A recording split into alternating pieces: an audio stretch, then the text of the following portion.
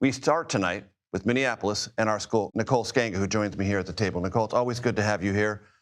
What, if anything, has changed today in Minneapolis, and what did we learn, if anything, from White House border czar Tom Homan's remarks? The only thing that has changed, Major, is we have now heard from Tom Homan that 700 federal agents will be leaving the Twin Cities areas. But mind you, 2,000 federal agents is still an enormous federal footprint by any account, larger than what we saw in Chicago and Los Angeles late last year.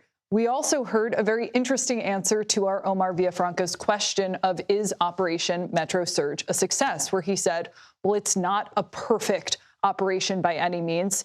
Bit of an understatement, 2 Americans dead, 2 tainted investigations as far as what we can tell, as you pointed out. And also, by any measure, why the administration went into Minnesota in the first place. Fraud.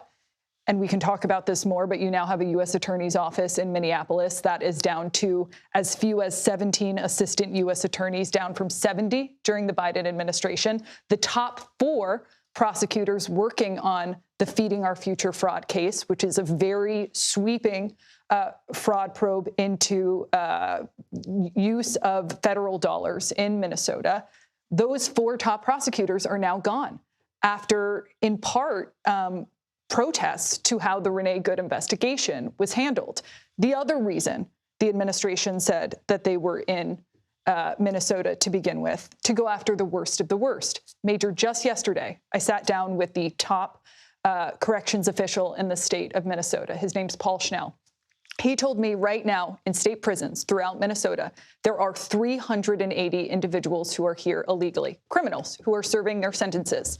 Of those, the White House has only asked for 270. If we do some quick math, they're actually leaving people, saying it's okay to release 110 of these individuals into the streets. And so by any measure, it's very confusing to have the White House broadcasting here that they're going after the worst of the worst. You have state leaders saying, we don't believe that to be the case. And if you were here for fraud in the first place, well, how do you measure that success now? And just 30 seconds on this, Nicole, because it's really important. I don't want the audience to miss it.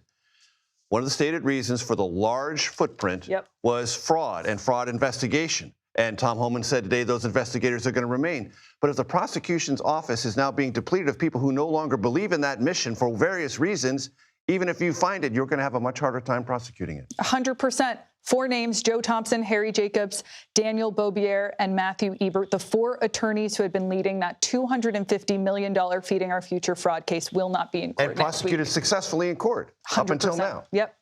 Very important stuff. Nicole Sganga, always a pleasure. Thank you so very much. Thank you.